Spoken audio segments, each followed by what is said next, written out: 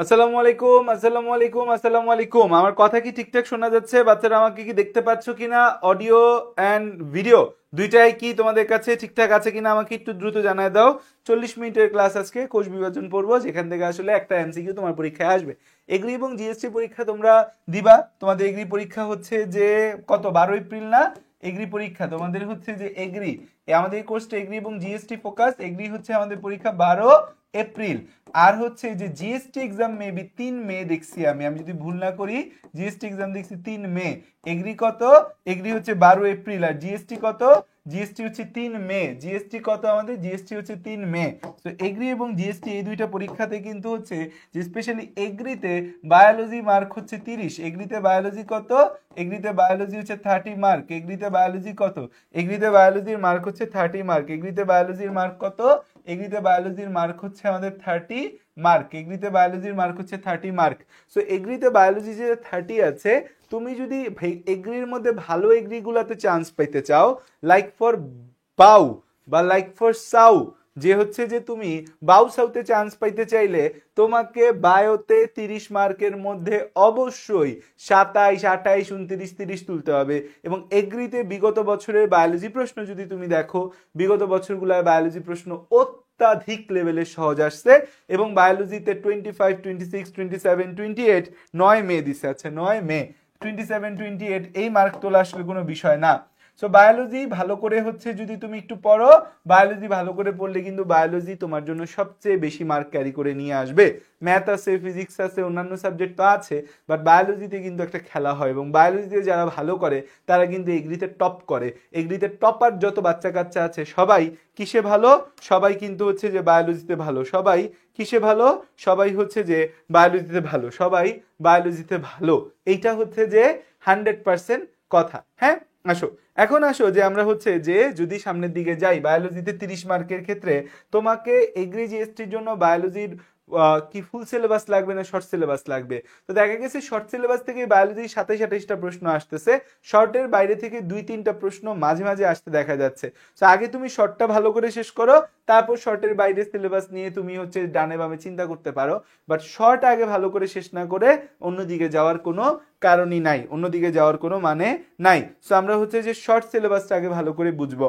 তো দেখো, কোষ বিভাজন, এবং আমি তোমাকে বলি যে আমরা যা পড়াবো, জাস্ট যা পড়াবো তা পড়বা, যা পড়াবো তা পড়বা, যা পড়াবো তা পড়বা, তাইলেই তোমার হয়ে যাবে, আর কোনো কিছু লাগবে না। এবং তোমাদের ক্লাসগুলা, তোমাদের যত বোটানি ক্লাস আছে সব ক্লাস কিন্তু আমি নিচ্ছি। রুটিন তোমরা ভালো করে দেখো নি আমি জানি, বোটানি ক্লাস সব আমি নিব তোমাদের, সাদা ভাইয়া। আর তোমাদের যত জুলজি ক্লাস আছে, জুওলজি, জুওলজি ক্লাসগুলা কিন্তু তোমাদের নিবে ডক্টর ফজলুল ভাইয়া। ডক্টর ফজলুল ভাইয়া, ফজলুল ভাইয়া হচ্ছে যে তোমাদের জুলজি ক্লাস নিবে। সো বোটানি ক্লাস আমি নিচ্ছি, জুলজি ক্লাস ফজলু ভাইয়া নিচ্ছে। ফজলু ভাই এক্সিলেন্ট পড়ায়, আমাদের আগের জিএসটি এগ্রি কোর্সে ফজলু ভাই এই সব ক্লাস নিত। এবছর আমি চিন্তা করলাম যে আমি কিছু বোটানি ক্লাস নেই। সো আমরা যা দুইজন টিচার তোমাদের যা পড়াবো তার বাইরে তোমার কিছু পড়ার নেই। আমরা যা পড়াবো তাই তুমি খুব ভালো করে মনোযোগ দিয়ে আবেগ সহকারে আসলে হচ্ছে যে পড়বা, তাইলেই হচ্ছে যে তোমার জন্য ভালো হয়। এখন আসো যে আমাদের সামনের দিকে যদি আমরা যাই, সামনের দিকে যদি আমরা যাই যে আমরা কি পড়বো আজকে? পড়বো আমরা কোষ বিভাজন চ্যাপ্টারটা। এই চ্যাপ্টার থেকে আসলে পড়ার মতো জিনিস খুব কম, কিন্তু আসার মতো জিনিস খুব বেশি। একটা কোষ থেকে দুইটা কোষ তৈরিকে আমরা বলি কোষ বিভাজন। খেয়াল করে দেখো যে 1882 সালে, কত সালে? 1882 সালে বিজ্ঞানী ওয়াল্টার ফ্লেমিং, কে? বিজ্ঞানী ওয়াল্টার ফ্লেমিং, ফ্লেমিং সাহেব সামুদ্রিক স্যালমেন্ডারের মধ্যে, কার মধ্যে? সামুদ্রিক স্যালমেন্ডারের মধ্যে, এই সামুদ্রিক স্যালমেন্ডারের বৈজ্ঞানিক নাম হচ্ছে ট্রাইটুরুস মেকুলাসা, এর মধ্যে সর্বপ্রথম কোষ বিভাজন লক্ষ্য করেন। তাহলে কোষ বিভাজন বা সেল ডিভিশন সবার আগে লক্ষ্য করেন কে? বিজ্ঞানী ওয়াল্টার ফ্লেমিং। কত সালে? 1882 সালে। কার মাঝে? সামুদ্রিক স্যালমেন্ডারের মাঝে। এবং হচ্ছে এই সামুদ্রিক স্যালমেন্ডারের বৈজ্ঞানিক নাম ট্রাইটুরুস মেকুলোসা। আমাদের কোষ বিভাজনে যে কোষটা বিভাজিত হয় তাকে কি বলা হয়? যে কোষটা বিভাজিত হয় তাকে বলা হয় মাতৃকোষ। আর নতুন সৃষ্ট কোষকে কি বলা হয়? অপত্য কোষ বা ডটার কোষ। অপত্য কোষ বা ডটার কোষ।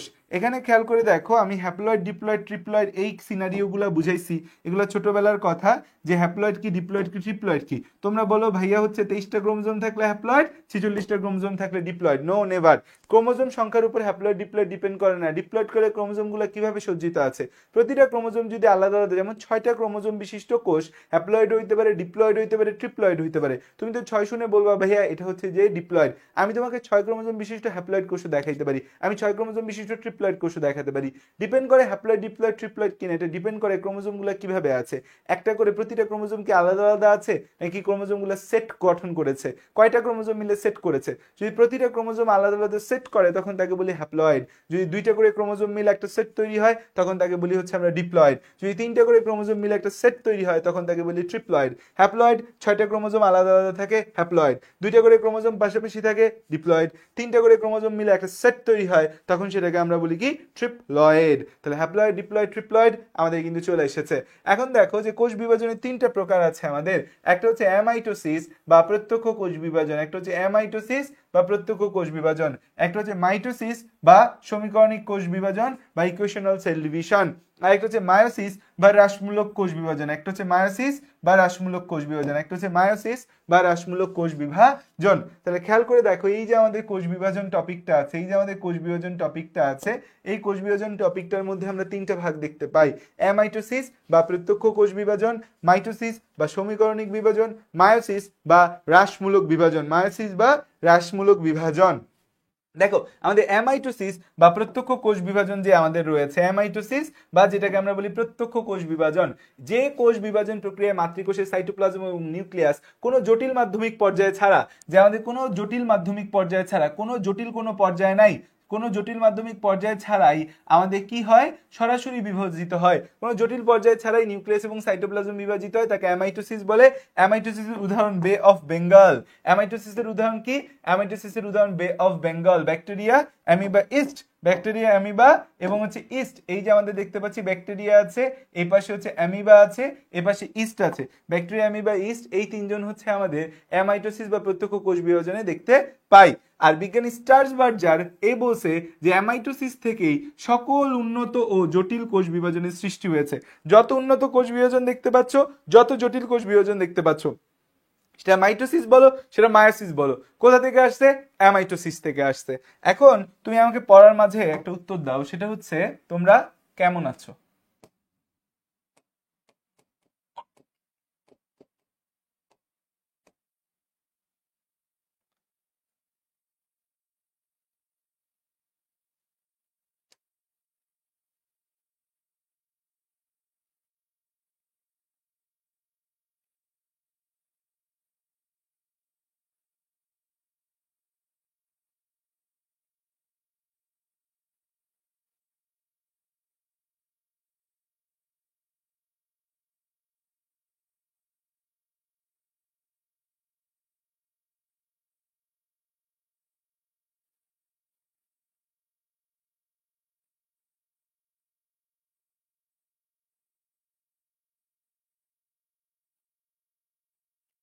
ও, অনেকে ভালো আছো বলছো, অনেকে বলছো ভালো আছো না। দেখো জার্নি অ্যাডমিশনের তোমরা অনেক দূর পার করে ফেলেছো। The cruelty of the admission test, the কঠিন বাস্তবতা অফ অ্যাডমিশন টেস্ট তোমরা দেখে ফেলেছো।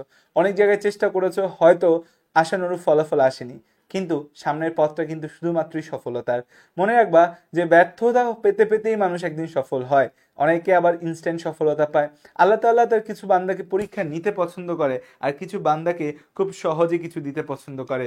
যাকে সহজে দেয় তাকে দিয়ে পরীক্ষা করে, যাকে সহজে দেয় না তাকে না দিয়ে পরীক্ষা করে। সো আমরা দুনিয়াতে আসলে একটা পরীক্ষার মঞ্চেই আছি।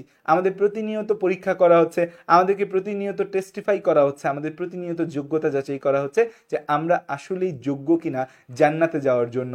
সো দ্যাটস ওয়াই আল্লাহ নানাভাবে পরীক্ষা করতেছে, দেখতেছে যে তুমি দিয়ে কতটুকু শুকরিয়া আদায় করো। দেখো যারা মেডিকেলে চান্স পাইছে, এরকম তোমার অনেক বন্ধু বান্ধব আছে যারা চান্স পাওয়ার আগ পর্যন্ত নামাজ পড়তো, চান্স পাওয়ার পর থেকে আজ পর্যন্ত এক একটা নামাজ পড়ে নাই। আবার দিয়ে তোমাকে না দিয়ে দেখতেছে যে তুমি না দিয়ে কি করতেছো। এমন অনেক মানুষ আছে যারা মেডিকেল ভর্তি পরীক্ষার আগে 5 ওয়াক্ত নামাজ পড়তো, মেডিকেল ভর্তি পরীক্ষায় চান্স মিসের পরে 1 ওয়াক্ত নামাজ পড়তেছে না। আবার অনেকে আছে যে না, মিস হয়েছে, আল্লাহর প্রতি আরো রুজু হয়ে গেছে। সো আমাদের পরীক্ষা চলছে, এই পরীক্ষায় আমাদের একটাই কাজ, আমি যতদিন আল্লাহ তাআলা রাব্বুল আলামিন আমাকে মনে করবে যে তিনি পরীক্ষা নিতে চান আমার, আমি নির্দ্বিধায় নির্বিঘ্নে তার পরীক্ষা দিব, কোনো সমস্যা নাই। কিন্তু আমি চেষ্টা করব এবং আল্লাহর কাছে দোয়া করে যাব। আমার 2টা জিনিস জাস্ট করার আছে। আমার দুইটা জিনিস জাস্ট করার আছে। এক নাম্বার জিনিস হচ্ছে কি, আমার এক নাম্বার কাজ হচ্ছে আমি চেষ্টা করতে পারি। দুই নাম্বার কাজ কি আমার? এক নাম্বার কাজ চেষ্টা করা, দুই নাম্বার কাজ, নাম্বার ওয়ান কাজ চেষ্টা করা, নাম্বার টু কাজ আমার কি? নাম্বার টু কাজ হচ্ছে আমার দোয়া করা। এই চেষ্টা এবং দোয়া ছাড়া আমার কোনো কিছু করার সামর্থ্য নাই।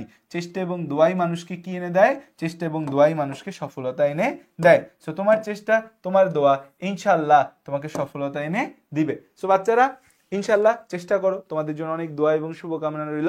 সামনে একটা খুব পবিত্র মাস আসছে, মাহে রমজান মাস। এই মাহে রমজান মাসে তোমার রেগুলার ইবাদত, মাহে রমজান মাসে তোমার আল্লাহর প্রতি রুজু হওয়া, মাহে রমজানে তোমার পরিশ্রম, মাহে রমজানে তোমার কান্না নিশ্চয়ই আল্লাহ তাআলা, আল্লাহ রাব্বুল আলামিন অবশ্যই কবুল করবে। তো তোমাদের জন্য দোয়া এবং শুভকামনা রইল। তোমরা হচ্ছে যে ভালো মতো পড়ো। কোন জায়গার ফিউচার কি কোনো কিছু ভাববাই না। এগ্রির ফিউচার কি, জিএসটির ফিউচার কি, এই জায়গার ফিউচার কি, ওই জায়গার ফিউচার কি, তোমার একটাই ফিউচার, সেটা হচ্ছে সামনে অ্যাডমিশন টেস্টে তুমি একটা সিট পাচ্ছ, যে এটাই তোমার ফিউচার। তোমার কিন্তু আর কোনো ফিউচার নাই, ডানে বামে ইউ হ্যাভ নো ফিউচার। তোমার একটাই ফিউচার, যে সামনে যে অ্যাডমিশন টেস্ট হচ্ছে, সামনে যে অ্যাডমিশন টেস্টের বাস্তবতা আছে, সেই জায়গায় তুমি একটা সিট পাচ্ছ, এইটা তোমার ফিউচার। আর কোনো ফিউচার কিন্তু তোমার নাই। ক্লিয়ার? তোমার ফিউচার সম্পর্কে তুমি আইডিয়া পেয়ে গেছো। তোমার ফিউচার কি? সামনে অ্যাডমিশন টেস্ট, সেখানে একটা সিট তুমি গ্র্যাব করছো। ওকে, আসো চলো এবার আমরা পড়াশোনা শুরু করি। ইনশাল্লাহ অ্যাডমিশন টেস্টে একটা সিট কিন্তু আমার লাগবেই, আমার কিন্তু একটা সিট লাগবেই। আমি কিন্তু খুব লোভী মানুষ, আমার একটা সিট লাগবেই। লাগবে তো সবার? সবাই বলো, আমার একটা সিট লাগবে, শুধু আর কিচ্ছু লাগবে না। কি লাগবে? একটা আসন লাগবে, সরকারি প্রতিষ্ঠানে একটা আসন লাগবে। তার জন্য আমি লড়াই করছি, ইনশাল্লাহ আমরা পারবো। দেখো, আমরা মাইটোসিস বা সমীকরণিক কোষ বিভাজনের ক্ষেত্রে বলি, দেখো যেই কোষ বিভাজন প্রক্রিয়া, প্রকৃত কোষের নিউক্লিয়াস, প্রকৃত কোষের নিউক্লিয়াস, আমাদের যে প্রকৃত কোষ আছে, প্রকৃত কোষের নিউক্লিয়াস এবং প্রকৃত কোষের হচ্ছে ক্রোমোজোম, নিউক্লিয়াস এবং প্রকৃত কোষের ক্রোমোজোম দুইটাই হচ্ছে যে কয়বার বিভাজিত হয়? একবার করে বিভাজিত হয়। একবার করে বিভাজিত হয়ে সমআকৃতি এবং সমগুণ সম্পন্ন কোষ তৈরি করে, তাদের অপত্য কোষ বলা হয়। সকল দৈহিক কোষে আমাদের মাইটোসিস ঘটে। সকল দৈহিক কোষে কি ঘটে? সকল দৈহিক কোষে আমাদের মাইটোসিস ঘটে। সকল দৈহিক কোষে আমাদের কি ঘটে? সকল দৈহিক কোষে মাইটোসিস ঘটে। সকল দৈহিক কোষে বা ডিপ্লয়েড, হ্যাপ্লয়েড, ট্রিপ্লয়েড সব কোষে মাইটোসিস ঘটতে পারে। মাইটোসিসের মধ্যে আমাদের হচ্ছে মাইটোসিসের নামকরণ দেখতে পান, আমাদের দেখা যায় নামকরণ করেন কে, দেখতে পায় কে, এগুলো আর দরকার নাই। আমাদের যে সাইটোপ্লাজমের মাইটোসিসের মধ্যে নিউক্লিয়াসের বিভাজন হয়, নিউক্লিয়াসের বিভাজনকে বলা হয় ক্যারিওকাইনেসিস। আর সাইটোপ্লাজমের বিভাজনকে কি বলা হয়? সাইটোকাইনেসিস। সাইটোপ্লাজমের বিভাজনকে কি বলা হয়? সাইটোকাইনেসিস। আমাদের নিউক্লিয়াসের বিভাজনকে কি বলে? ক্যারিওকাইনেসিস। আর সাইটোপ্লাজমের বিভাজনকে কি বলা হয়? সাইটোপ্লাজমের বিভাজনকে বলি হচ্ছে আমরা সাইটোকাইনেসিস। নিউক্লিয়াসের বিভাজনকে কি বলি? নিউক্লিয়াসের বিভাজনকে বলি ক্যারিওকাইনেসিস। আর সাইটোপ্লাজমের বিভাজনকে বলি সাইটোকাইনেসিস। নিউক্লিয়াসের বিভাজনকে কি বলি? ক্যারিওকাইনেসিস। সাইটোপ্লাজমের বিভাজনকে কি বলি আমরা? সাইটোপ্লাজমের বিভাজনকে সাইটোকাইনেসিস বলি আমরা। এখন দেখো যে এই যে নিউক্লিয়াসের বিভাজন, যে ক্যারিওকাইনেসিস আমরা দেখতে পাচ্ছি, এই ক্যারিওকাইনেসিসের মধ্যে আমরা কয়েকটা বিষয় দেখতে পাই। ক্যারিওকাইনেসিসের মধ্যে কয়েকটা বিষয় দেখতে পাই আমরা। একটা হচ্ছে প্রোফেজ, একটা হচ্ছে প্রোমেটাফেজ, একটা হচ্ছে মেটাফেজ, আরেকটা হচ্ছে অ্যানাফেজ, আরেকটা হচ্ছে টেলোফেজ। তাহলে হচ্ছে prophase, prometaphase, metaphase, anaphase, telophase. তাহলে আমাদের হচ্ছে কয়টা ফেজ আছে? 5টা ফেজ আছে। প্রোফেজটার আরেকটা নাম কি? আমাদের প্রোফেজের নাম হচ্ছে আদি পর্যায়। একটু লিখি, না লিখলে ভালো লাগে না কিছু। প্রোফেজের নাম হচ্ছে আদি পর্যায়, যে সবচেয়ে আদি যে পুরাতন যে পর্যায়টা, সেটা হচ্ছে প্রোফেজ। প্রোমেটাফেজ বা এটার আরেকটা নাম হচ্ছে প্রাক মধ্য পর্যায়। প্রাক মধ্য পর্যায়, প্রাক মধ্য পর্যায়, প্রাক মধ্য পর্যায়। এটার আরেকটা নাম হচ্ছে প্রোমেটাফেজ। মেটাফেজ বা এর আরেকটা নাম হচ্ছে মধ্য পর্যায়। মেটাফেজের আরেকটা নাম কি? মধ্য পর্যায়। আমাদের অ্যানাফেজ বা এর আরেকটা নাম হচ্ছে গতি পর্যায়। অ্যানাফেজ বা গতি পর্যায়। টেলোফেজ বা এটাকে বলি হচ্ছে আমরা সমাপ্তি পর্যায়। টেলোফেজ বা এটাকে কি বলি? সমাপ্তি পর্যায়। আসো এখন দেখো যে কোষচক্র বা সেল সাইকেল। কোষচক্র বা সেল সাইকেলের মধ্যে আমরা হচ্ছে যে দেখতে পাই 3টা কাজ কোষচক্র বা সেল সাইকেলের মধ্যে ঘটে। কয়টা কাজ কোষচক্র বা সেল সাইকেলের মধ্যে ঘটে? 3টা কাজ হচ্ছে আমাদের কোষচক্র বা সেল সাইকেলের মধ্যে ঘটে। কয়টা জিনিস? 3টা জিনিস। কয়টা? 3টা জিনিস হচ্ছে আমাদের কোষচক্র বা সেল সাইকেলের মধ্যে ঘটে। এক নম্বর হচ্ছে কোষের সৃষ্টি হবে, কোষটা বৃদ্ধি হবে এবং কোষ পরবর্তী বিভাজনে অংশ নিবে। কোষের সৃষ্টি হবে, কোষের বৃদ্ধি হবে এবং কোষ পরবর্তী বিভাজনে অংশ নিবে। এখন এই যে আমাদের তিনটা কাজ যে চক্রের মাধ্যমে সম্পন্ন হয় তাকে কোষ চক্র বা সেল সাইকেল বলা হয়। কোষ চক্র বা সেল সাইকেলের মধ্যে আমাদের দুইটা বিষয় আছে, ইন্টারফেজ বা প্রস্তুতি পর্যায়, মাইটোটিক ফেজ বা এম ফেজ বা বিভাজন পর্যায়। ইন্টারফেজ বা প্রস্তুতি পর্যায়ে যে আছে এখানে আমাদের G1 ফেজ বা প্রথম বিরাম দশা বলে একটা কথা আছে, যেখানে আমাদের দেখো যে আমরা কৃষির জন্য যদি তুমি চিন্তা করো সামনে কৃষি পরীক্ষার জন্য তুমি প্রস্তুতি নিবা কতদিন, তুমি আজকে আমরা কত তারিখ, আজকে হচ্ছে আমাদের 27 তারিখ, 26 তারিখ, 26 তারিখ, হ্যাঁ 26 তারিখ থেকে তুমি প্রস্তুতি শুরু করলা, তুমি 27, 28, 29, তুমি 26 তারিখ থেকে প্রিপারেশন শুরু করে কিন্তু তুমি পড়তেছো 26 তারিখ থেকে তুমি প্রিপারেশন শুরু করলা, কিন্তু তুমি প্রিপারেশন নিতে থাকবা কত তারিখ পর্যন্ত, তুমি প্রিপারেশন নিতে থাকবা হচ্ছে কিন্তু একদম এই তোমাদের পরীক্ষা যত তারিখ 12 তারিখ তার আগ পর্যন্ত। তাহলে প্রিপারেশনে কিন্তু একটা লম্বা সময় তুমি দিচ্ছ, কিন্তু তুমি কিন্তু খেয়াল করে দেখো যে এত লম্বা সময় তুমি প্রিপারেশনে দিলা কিন্তু পরীক্ষা দিবা কতক্ষণ, 1 থেকে 1.5 ঘন্টা কিন্তু তুমি পরীক্ষা দিবা, এর বেশি কিন্তু তুমি পরীক্ষা দিচ্ছ না। তার মানে কিন্তু খুবই ভয়ঙ্কর একটা বিষয় যে আমরা প্রস্তুতি নেই লম্বা সময়, বাট আমরা এই প্রস্তুতিতে এক্সিকিউশন করার টাইম পাই খুব কম। তো এই যে আমাদের কোষচক্র বা সেল সাইকেল, এই কোষচক্র বা সেল সাইকেলে আমাদের হচ্ছে ইন্টারফেজ বা প্রস্তুতি পর্ব আছে 90 থেকে 95% সময়, মাইটোটিক ফেজ বা এম ফেজ এটায় 5 থেকে 10% সময় আছে। G1 ফেজ বা প্রথম বিরাম দশা, এখানে আমরা সময় পাই হচ্ছে 30 to 40% time pi. S phase বা সংশ্লেষ দশা, এখানে আমরা টাইম পাই কি, এখানে টাইম পাই হচ্ছে 30 থেকে 50% টাইম পাই আমরা এস ফেজ বা সংশ্লেষ দশা। G2 ফেজ বা দ্বিতীয় বিরাম দশা, এখানে আমরা সময় পাই কি, এখানে আমরা সময় পাই হচ্ছে আমাদের 10 থেকে 20% সময় হচ্ছে আমরা এই জায়গায় পাই। তাহলে G1 ফেজ বা প্রথম বিরাম দশা 30 থেকে 40% সময়, এস ফেজ বা সংশ্লেষ দশা 30 থেকে 50% সময়, G2 ফেজ বা দ্বিতীয় বিরাম দশা 10 থেকে 20% সময়। আমাদের মাইটোটিক ফেজ বা এম ফেজ বা বিভাজন পর্যায়, এখানে কি আছে, এখানে আছে ক্যারিওকাইনেসিস মানে নিউক্লিয়াসের বিভাজন, সাইটোকাইনেসিস মানে সাইটোপ্লাজমের বিভাজন। ক্যারিওকাইনেসিস মানে আচ্ছা যাও, ক্যারিওকাইনেসিস মানে নিউক্লিয়াসের বিভাজন, সাইটোকাইনেসিস মানে সাইটোপ্লাজমের বিভাজন। তাহলে খেয়াল করে দেখো আমরা এখানে কি দেখতে পাচ্ছি, এই জায়গায় একটা ছবি দেওয়া আছে যে G1 বা ফার্স্ট গ্যাপ ফেজ 30 থেকে 40% সময়, তারপর হচ্ছে এস ফেজ বা সিনথেসিস ফেজ বা ডিএনএ রেপ্লিকেশন ফেজ, এখানে কত পার্সেন্ট সময় লাগবে, 30 থেকে 50% সময় লাগবে। এখানে এস বা সিনথেটিস অফ ডিএনএ দেখতে পাই, এখানে আমাদের একটা ডিএনএ থেকে আরেকটা ডিএনএ তৈরি হয়, একই সাথে এখানে হিস্টোন প্রোটিন তৈরি হয়, কারণ ডিএনএ কখনো একা কাজ করতে পারে না, ডিএনএ কাজ করার জন্য সাথে হেল্পিং হ্যান্ড হিসেবে ডিএনএ দরকার হয় হিস্টোন প্রোটিন। ডিএনএ আর হিস্টোন প্রোটিন প্যাঁচে ক্রোমোজোম তৈরি করে, ডিএনএ আর হিস্টোন প্রোটিন প্যাঁচে কি তৈরি করে, ক্রোমোজোম তৈরি করে। তাহলে এস ফেজ বা synthesis of DNA, cell starts replicates chromosomal DNA result in pair of chromatid at centromere region, যা বলছে। G2 ফেজ বা সেকেন্ড গ্যাপ ফেজ, এরপর এম ফেজ। সো এখানে ডুইং ফেজ বা কাজ হচ্ছে এরকম দুইটা ফেজ, একটা হচ্ছে আমাদের এস ফেজ আর একটা এম ফেজ। সো G1 ফেজে প্রস্তুতি নেয় এস ফেজে যাওয়ার, G2 ফেজে প্রস্তুতি নেয় এম ফেজে যাওয়ার। সো এই আমাদের হচ্ছে G1 এস G2 এম, এটা হচ্ছে আমাদের ধারাবাহিকতার ক্রম। তাহলে ধারাবাহিকতার ক্রম কি, আমাদের হচ্ছে G1, তারপর হচ্ছে এস, তারপর হচ্ছে আমাদের G2, তারপর হচ্ছে যে আমাদের এম। তাহলে এই হচ্ছে আমাদের কয়টা ফেজ, এই হচ্ছে আমাদের কয়টা ফেজ, এই হচ্ছে আমাদের এই কোষ বিভাজনের ধারাবাহিকতা। এখন দেখো যে কোষ চক্র বা সেল সাইকেল চালাইতে গেলে আমাদের কিছু উদ্দীপনা দরকার হয়, উইথাউট উদ্দীপনা আমাদের সেল সাইকেল বা কোষ চক্র চলে না। উদ্দীপনা ছাড়া আমাদের কি চলবে না, উদ্দীপনা ছাড়া হচ্ছে কোষ চক্র বা সেল সাইকেল চলবে না। তো উদ্দীপনার মধ্যে আমাদের অভ্যন্তরীণ উদ্দীপনা আছে, বাহ্যিক উদ্দীপনা আছে। অভ্যন্তরীণ উদ্দীপনার মধ্যে আমাদের উদ্দীপনা হচ্ছে সাইক্লিন এবং হচ্ছে সিডিকে যৌগ, সাইক্লিন ও সিডিকে যৌগ, সাইক্লিন ও সিডিকে যৌগ।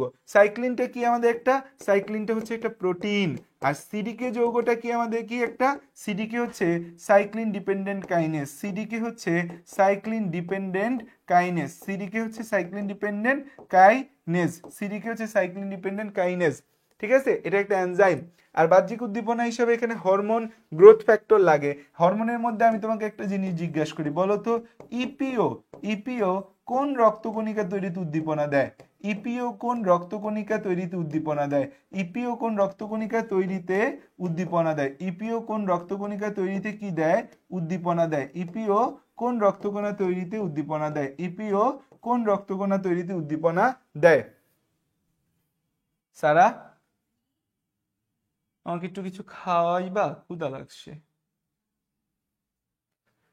কোন রক্তকণিকা তৈরিতে উদ্দীপনা দেয় বলো। আচ্ছা, ফিজিক্স ক্লাসের কোয়ালিটি মানে ভিডিও অ্যান্ড লাইটের কোয়ালিটি বলতেছে, তো সাউন্ড কোয়ালিটিতে একটু প্রবলেম হয়েছে দেখছি। সাউন্ড কোয়ালিটিটা ঠিক করে দিব। রাফি ভাই আসলে রাফি ভাইয়ের ক্লাস থেকে বাসা থেকে ক্লাস নেয়, সো বাসায় লাইটিং সেটআপে একটু প্রবলেম আছে। সাউন্ড সেটআপে প্রবলেম যেটা, এটা সর্ট আউট করে দিব আজকে। ওকে একটা অ্যাডাপ্টার দিয়ে দিব, এটা দেওয়ার পর সাউন্ডে প্রবলেম হবে না। কিন্তু ওর ভিডিওতে একটু হচ্ছে ওর বাসায় যে ও বাসা থেকে ক্লাস নেয়, তো ওর বাসার হাইটে একটু প্রবলেম আছে, সেই কারণে একটু লাইটিং এর প্রবলেম হয়, বাট খুব মেজর সমস্যা না যেটা তোমাদের আসলে খুব ক্ষতি করবে। আচ্ছা, ইপিওর ফুল ফর্ম কি? ভেরি গুড, এক্সিলেন্ট বাচ্চারা, এইরকম বাচ্চাই তো চাই। ইপিওর ফুল ফর্ম হচ্ছে ইরাইথোপয়েটিন। ইপিওর ফুল ফর্ম কি? ইরাইথোপয়েটিন। এই ইরাইথোপয়েটিন কোন রক্তকণিকা তৈরিতে সাহায্য করে? আরবিসি তৈরিতে সাহায্য করে। কোন রক্তকণিকা তৈরিতে সাহায্য করে? আরবিসি। কোষচক্রের যে নিয়ন্ত্রক আছে, কোষচক্রের নিয়ন্ত্রক হিসেবে আমাদের এই অভ্যন্তরীণ উদ্দীপক দুইটা, একটা হচ্ছে সাইক্লিন এবং আরেকটা হচ্ছে সিডিকে, সাইক্লিন ডিপেন্ডেন্ট কাইনেজ, এই দুইজন সাহায্য করে। সাইক্লিন যে আমাদের রয়েছে, এই সাইক্লিনকে আমরা কি বলি? একটা হচ্ছে সাইক্লিন কয় টাইপের আছে? কয়েক টাইপের। সাইক্লিন ডি, সাইক্লিন ই, সাইক্লিন এ, তারপর হচ্ছে সাইক্লিন বি। তাহলে এ DE A B, DE A B, তাহলে সাইক্লিন ডি, সাইক্লিন ই, সাইক্লিন এ, সাইক্লিন বি। এখন ই আর এ, এই দুইজন আমাদের খুবই ইম্পর্টেন্ট। সাইক্লিন ই এবং সাইক্লিন এ, সাইক্লিন ই এবং হচ্ছে আমাদের সাইক্লিন এ। সাইক্লিন ই যে আছে, সাইক্লিন ইটা আমাদের হচ্ছে এই ডিএনএ রেপ্লিকেশনের জন্য প্রয়োজনীয় যা যা লাগবে, ডিএনএ রেপ্লিকেশনের জন্য প্রয়োজনীয়। একজন বলতেছে আপনার এখানে কমেন্ট করতে পাই না কেন বুঝি না, শুধু ঘোরে বাট কোনো কমেন্ট আসে না। আমারটা যে যাচ্ছে সেটাও বুঝি না, অন্যদের বেলায় এমন হয় না। আমি তো তোমার কমেন্ট দেখতে পাচ্ছি এবং আমাদের এখানে কমেন্ট দেখতে করতে পারতেছো না, এটা মনে হয় না আমাদের কোনো প্রবলেম। হয়তো তোমার নেটওয়ার্কের প্রবলেম, তোমার ফেসবুকের গ্লিচের প্রবলেম, এই রিলেটেড কিছু হবে। কারণ সবাই যেমন ফেসবুক লাইভ করে, আমরাও সেমনিই লাইভ করি, সো সেখানে প্রবলেম হওয়ার কথা না। আচ্ছা দেখো, তাহলে সাইক্লিন ডি হচ্ছে এস ফেজে ডিএনএ রেপ্লিকেশনের জন্য কোষকে প্রস্তুত করে। তাহলে কোথায় ডিএনএ রেপ্লিকেশনের জন্য কোষকে প্রস্তুত করে? এই এস ফেজে ডিএনএ রেপ্লিকেশনের জন্য কোষকে প্রস্তুত করে। এই এস ফেজ যে আছে, সেই এস ফেজে ডিএনএ রেপ্লিকেশনের জন্য কোষকে প্রস্তুত করে। এস ফেজে ডিএনএ রেপ্লিকেশনের জন্য কোষ প্রস্তুত করে। সাইক্লিন এ হচ্ছে এস ফেজে ডিএনএ রেপ্লিকেশনকে ত্বরান্বিত করে। তাহলে সাইক্লিন ই আছে, এদিক থেকে আছে সাইক্লিন এ। সাইক্লিন ইটা কি করে? এস ফেজে ডিএনএ রেপ্লিকেশনের জন্য কোষকে প্রস্তুত করে। এস ফেজে ডিএনএ রেপ্লিকেশনের জন্য কোষকে প্রস্তুত করে। সাইক্লিন এ হচ্ছে এস ফেজে ডিএনএ রেপ্লিকেশনকে ত্বরান্বিত বা এক্সিলারেট করে। এ ফর এক্সিলারেট বা ত্বরান্বিত করা। সাইক্লিন ডি এটা ডিরেক্ট করে। সাইক্লিন ডি কি ডিরেক্ট করে বা দিক নির্দেশ করে, যে আমাদের জি1 থেকে এস ফেজে যাও, এস ফেজ থেকে জি2 ফেজে যাও। তাহলে জি1 থেকে এস ফেজ, এস ফেজ থেকে জি2 ফেজ। তাহলে জি1 থেকে কি আমাদের এস ফেজ, এই এস থেকে জি2 ফেজ। এই যে ডিরেক্ট করার কাজটা, এই যে ডিরেক্ট করার কাজটা, এই ডিরেক্ট করার কাজটা কে করে? এই ডিরেক্ট করার কাজটা করে সাইক্লিন ডি। এই ডিরেক্ট করার কাজটা কে করে? এই ডিরেক্ট করার কাজটা করে হচ্ছে সাইক্লিন ডি। ডিরেক্ট করার কাজটা কে করে? সাইক্লিন ডি করে। সাইক্লিন বি যে আমাদের রয়েছে, সাইক্লিন বি হচ্ছে আমাদের মাইটোটিক স্পিন্ডল তৈরি সহ কোষকে মাইটোসিসের জন্য প্রস্তুত করে। তাহলে সাইক্লিন আমাদের ইডি এ আর হচ্ছে বি।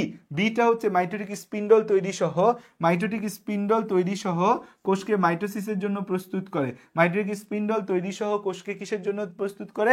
মাইটোসিসের জন্য প্রস্তুত করে। মাইটোটিক স্পিন্ডল তৈরি সহ যে কি করে আমাদের? মাইটোটিক স্পিন্ডল তৈরিতে উদ্দীপনা দেয়। কি তৈরিতে উদ্দীপনা দেয়? মাইটোটিক স্পিন্ডল তৈরিতে উদ্দীপনা দেয়। মাইটোটিক স্পিন্ডল তৈরি সহ কোষকে মাইটোসিসের জন্য প্রস্তুত করে। এখানে কিছু এমসিকিউ আছে, তোমরা এই এমসিকিউ গুলোর উত্তর দিবা, ক্লাস শেষে স্লাইডটা দেখে এমসিকিউর উত্তর দিবা। দেখো ইন্টারফেস, ইন্টারফেস দশা যে আছে, যেই দশাতে আমাদের কি হয়?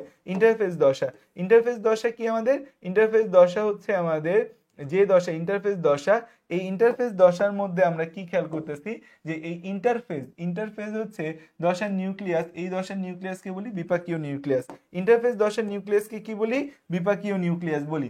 ইন্টারফেস দশার নিউক্লিয়াসকে বিপাকীয় নিউক্লিয়াস বলা হয় কারণ এই নিউক্লিয়াসটা সবসময় কাজ করতে থাকে। দেখো জি1 ফেজ বা প্রথম বিরাম দশা বা ফার্স্ট গ্যাপ ফেজ, এটা মূলত প্রস্তুতি যে জি1 থেকে আমি অ্যাসে কিভাবে যাব। সেই অ্যাসে যাওয়ার জন্য এই অ্যাস ফেজ বা রেপ্লিকেশন ফেজ, এই ফেজে ডিএনএ রেপ্লিকেশন বা সংশ্লেষ হয়, একই সাথে আমাদের হিস্টোন প্রোটিন তৈরি হয়। একই সাথে কি হয়? হিস্টোন প্রোটিন তৈরি। একই সাথে কি হয়? হিস্টোন প্রোটিন তৈরি। একই সাথে কি হয়?